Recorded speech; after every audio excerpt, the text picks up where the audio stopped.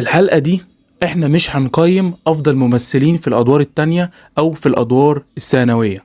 احنا بمنتهى البساطة هنختار افضل 5 شخصيات في الافلام المصرية من بعد سنة 2000 ينفع يتعمل لهم افلام لوحدهم. ساعات كده في الافلام بيكون في شخصيات ثانوية او حتى شخصيات ادوار تانية بتكون عايز تعرف عنهم اكتر، عايز تعرف عن العالم بتاعهم اكتر، ولان الفيلم بيكون مش من بطولتهم فبالتالي بنعرف عنهم اقل ورحلتهم بتكون اقل والخط بتاعهم بيكون اقل. بتلاقيهم كده قدروا يخطفوا عينيك رغم المساحة الصغيرة اللي هم واخدينها، وبتقول يا سلام لو الشخصيات ديت يتعمل لها فيلم كده لوحدها. هنقول مثال توضيحي كده عن فكرة الحلقة، زي مثلا شخصية الليمبي في فيلم الناظر. شخصية الليمبي في فيلم الناظر قدرت تخطف عين كل اللي شاف الفيلم، لأنها بمنتهى البساطة شخصية فريدة جدا من نوعها، جاية من عالم غريب جدا على السينما المصرية وقتها، وكمان مكتوبة بشكل حلو قوي يخليك عايز تعرف أكتر عنها وعن العالم بتاعها أكتر. اتاخدت شخصية الليمبي زي ما هي كده من فيلم الناظر وتعمل لها فيلم لوحدها، لكن في قصة جديدة بس بنفس أبعاد الشخصية ونفس العالم بتاعها اللي كان في فيلم الناظر، مع إضافة شوية حاجات وشيل شوية حاجات، إلا إنها هي نفس شخصية الليمبي. واللي حصل مع شخصية الليمبي في فيلم الناظر هنعمله احنا الحلقة ديت، لكن مع شخصيات تانية وأفلام تانية. معاكم كريم الجندي وقناة السينما وما حولها. وانت ممثل مشهور في امريكا وبيتبعت لك كل يوم بال50 سيناريو وال50 قصة وال50 فكرة، وانت اكيد مش هيبقى عندك وقت تقرا كل السيناريوهات ديت. ففي طريقة بيعملوها الممثلين في امريكا عشان يختاروا السيناريوهات، بيقروا اول 10 صفحات من السيناريو واخر 10 صفحات من السيناريو، ولو لقوا تغيير كبير بيحصل للشخصية بين اول 10 صفحات واخر 10 صفحات بيقرروا يقروا السيناريو كله. فتخيل معايا كده لو انت مسكت سيناريو بصيت على اول 10 صفحات لقيت ان انت هتكون عيل صايع نصاب في حواري مصر، ورحت باصص على اخر 10 صفحات في السيناريو لقيت نفسك دبلوماسي وسياسي، ومش بس كده لا كمان في اوكرانيا وبتقول خطبة في ميدان عام. رقم 1 معانا علي الحلواني من فيلم الديلر. انا ادعي ان شخصية علي الحلواني هي افضل تحول لشخصية في فيلم مصري على الاطلاق. بجد الفرق ما بين البداية والنهاية للشخصية حاجة كده مش معقول، خرافة حرفيا. الشخصية بتمر ب3 تحولات على مدار الفيلم، من عيل صايع في حواري مصر لواحد بيحاول يتقرب من المافيا لسياسي ودبلوماسي في أوكرانيا. لكن بسبب ان الفيلم بطولة السقا وخالد النبوي في بطولة مشتركة فما كانش فيه تركيز كافي على شخصية علي الحلواني، ما كانش فيه تركيز كافي في الكتابة حتى عشان يبرر لك التحولات العنيفة اللي بتمر بيها الشخصية، او حتى انه يسيبك وقت اطول عشان تستمتع بعلي الحلواني واداء خالد النبوي للشخصية. في رأيي ان شخصية علي الحلواني اللي كتبها دكتور مدحت العدل تستحق فيلم لوحدها، تستحق ان احنا نعرف فعلا عنها اكتر ويتعمل لها فيلم من بطولتها، خصوصا مع الاداء العبقري اللي عمله خالد النبوي لشخصية علي الحلواني. وباين جدا المجهود اللي بذله النجم خالد النبوي عشان يطلع لنا علي الحلواني، اللي حرفيا هيخليك تطلع من الفيلم مش فاكر منه اي حاجة غير علي الحلواني. عمري ما شفت اجماع من الناس والجمهور والنقاد على تغيير قصة فيلم اللي هو لو بس كانوا خلوا الفيلم في مصر وخلوه كمل مع جده وعمامه بجد كان الفيلم هيبقى احلى بكتير فوق ما هو حلو. رقم 2 معانا عميد المجرمين وعم اشقية مصر جابر الشرقاوي. قدم سامي سرحان نجم الادوار الثانوية شخصية الجد بشكل مختلف جدا، بشكل غير نمطي تماما، اللي مثلا حنيته على حفيده تتمثل فيه اقتله يابا. لا مش دلوقتي. ومش بس كده، وامله خاف في حفيده عشان لا سحب عليك سنجه ولا فتح مطوه ولا رجل كرسي حتى. ده اداني ده وكوعها يا معلم، ده كان ناقص يصرف عليا. لو بصيت على اغلب جمله في الفيلم هتلاقيها جمل عاديه خالص، الا انها طالعه من خلال ادائه حاجه تانية خالص. مشاهده تعتبر قليله جدا في الفيلم، تقريبا 6 مشاهد، الا انها مصدر خام للميمز على السوشيال ميديا لحد النهارده بعد 20 سنه من فيلم فول الصين العظيم. وكل مره بنشوف فيلم فول الصين العظيم بنقول يا ريت كان كمل مع جده وعمامه الصلع في مصر وما كانش سافر الصين، بالرغم ان منطقه الصين هي منطقه جديده تماما على السينما المصريه، منطقه غير مستهلكه خالص والانتاج صارف يعني، الا ان سامي سرحان قدر يكسب كل دوت وينسينا الصين وكل دوت من خلال ادائه. عالم المعلم جابر الشرقاوي وصلنا لمرحلة ان احنا لما الفيلم بيجي على التلفزيون بنتفرج على الفيلم لحد اول ما يسافر الصين، وحرفيا انا اول ما بيسافر الصين بقفل الفيلم او بغيره. اول ربع ساعة في فيلم فول الصين العظيم الكوميديا اللي فيها بمقام 6-7 افلام كوميديا متجمعين كده في بعض. دايما لما بتفرج على فيلم فول الصين العظيم بقول ليه ما عملوش جزء تاني للفيلم، لما محي يرجع مصر ويقعد مع جده وعمامه ويبتدوا مرحلة جديدة كده من حياة محي، لان بجد الفيلم دوت ممتع جدا بس من خلال عمامه وجده، لاني ببقى طول الوقت عايز اعرف اكتر عن العصابه ديت، عن العالم دوت وابو موته. وفي رايي دي اكتر حاجه بتميز سامي سرحان، نجم الادوار الثانويه اللي بخلال كام شخصيه مشاهدهم قليله الا ان هو بيقدر يخطف عينك وتفضل حرفيا فاكر شخصيته في الفيلم، رغم انها بتكون مشاهدها قليله جدا، 6-7 مشاهد، 3 مشاهد، 4 مشاهد، الا انك بتطلع فاكر الشخصيه، سواء في فيلم الناظر او فيلم فول الصين العظيم او التجربه الدنماركيه، او حتى دوره اللي يعتبر جد شويه في فيلم اضحك الصوره تطلع حلوه، او حتى دوره في فيلم الارهاب والكباب.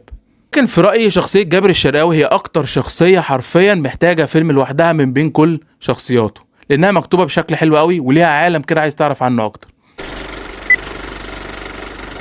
يمكن افلام مصريه قليله قوي اللي تناولت الامراض النفسيه، قليل منها برضو اللي قدمها في شخصيه البطل. انا اصح ان الامراض النفسيه مساحه واسعه قوي لم تستغل في السينما المصريه لحد النهارده، خصوصا الهوس بالنجوم. والهوس بالنجوم ما اقصدش ان الناس اللي بتقعد تقلدهم او بتلبس لبس زيهم او حتى بتقلدهم في حركاتهم، لا، انا اقصد الناس اللي موهوسه بالنجوم لدرجه المرض، لدرجه انها بتخلق اوهام كده ومواقف ما حصلتش اصلا في الحقيقه، ويتخيل ان المواقف كده ما حصلتش مع النجم، يفتكروا قريبه، جاره، مش عارف، مثلا قابله في مره في المواصلات حكى له قصه حياته. الهوس، العشق لدرجه الهوس، الوهم بشكل كامل. رقم 3 معانا سمير سبوت من فيلم بحبك وانا كمان. حسنة وحيدة عملها فيلم ضربوا السلك اسمه بحبك وانا كمان، هي شخصية سمير سبوت. غرقت نفسي بيه. حلو. لقيت اوضتك اللي جوه زي اوضتي، انا عندي اوضه زي دي بالظبط زي اوضتك يا نور، وفيها كل الحاجات اللي جوه اللي لقيتها جوه في اوضتك. طبعا. شخصية مكتوبة وحش لكن قابلها في نفس الوقت أداء عالمي في حركات الجسم والأداء من فتحي عبد الوهاب. شخصية سمير سبوت فعلا تستحق فيلم لوحدها، تتاخد كده زي ما هي بهوسها بالمرض بتاعها، لكن في قصة تانية، في فيلم إثارة دراما نفسي، حاجة كده من ريحة الجوكر. قدمت السينما المصرية شخصية الأم كتير جدا، لكن عمر ما جه ولا هيجي زي شيكو في دور مجدي تختوخ في فيلم قلب أمه. رقم 4 معانا مجدي تختوخ، مجرم وزعيم عصابة بيتزرع له قلب أم، بيتحول المجرم دوت لأم مصرية أصيلة بتضحي وبتغير وبتدافع عن ابنها بمنتهى الشراسة. مش عايز ياكل، يعني ايه مش عايز تاكل؟ يعني ايه؟ جزر اهو، جزر من اللي انت بتحبه، جزر كتير اهو. انا بقالي 3 ساعات واقف في المطبخ على رجلي، ولا انت بقى البيت عامله الكام ده؟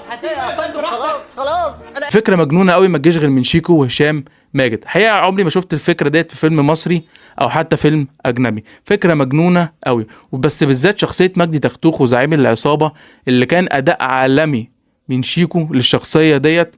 شيكو حرفيا اول مرة احس ان شيكو بيمثل، من تعبيرات الوش، من الاداء. عموما شيكو من الكوميديانات القليلين اللي بيعرفوا يصنعوا شخصية، اللي مع كل عمل ليهم بيعملوا شخصية جديدة، مش بيعملوا كام شخصية بيفضلوا يعيدوا فيها كل شوية. مع كل عمل شيكو بيأكد ان هو من افضل الكوميديانات اللي جم في تاريخ مصر، اللي بيعرفوا يصنعوا شخصية.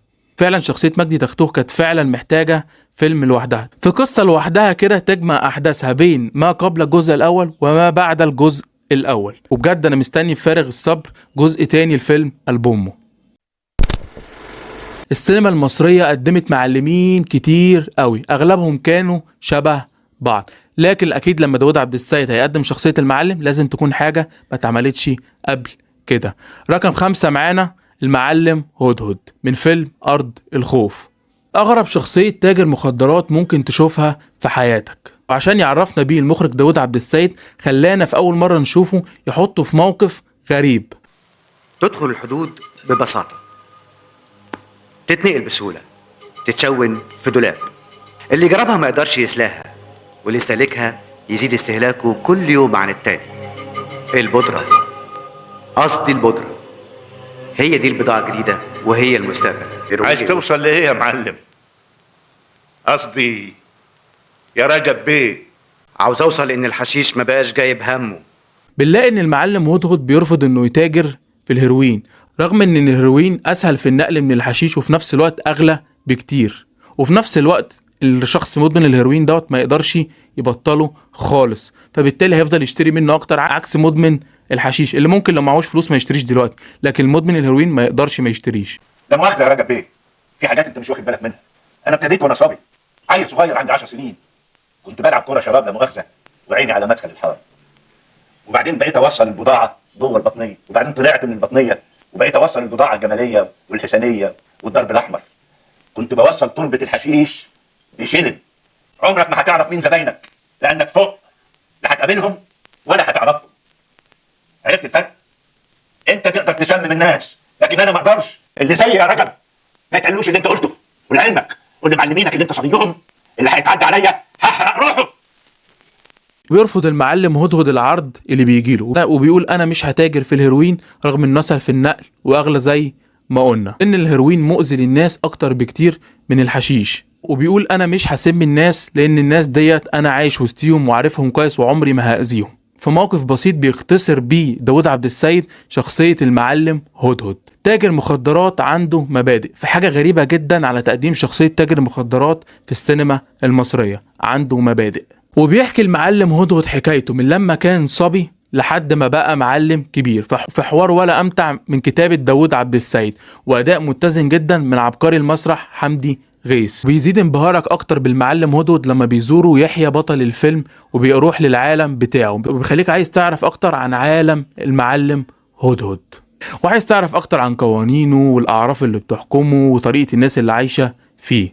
بجد شخصية المعلم هدهد لو كانت عمل لها فيلم لوحدها هيكون واحد من امتع الافلام اللي اتعملت عن تجارة المخدرات، خصوصا مع توافر المقومات اللي تخلي الشخصية ديت يتعمل لها فيلم لوحدها، سواء من اداء عبقري من حمدي غيث او من كتابة عبقرية من داود عبد السيد.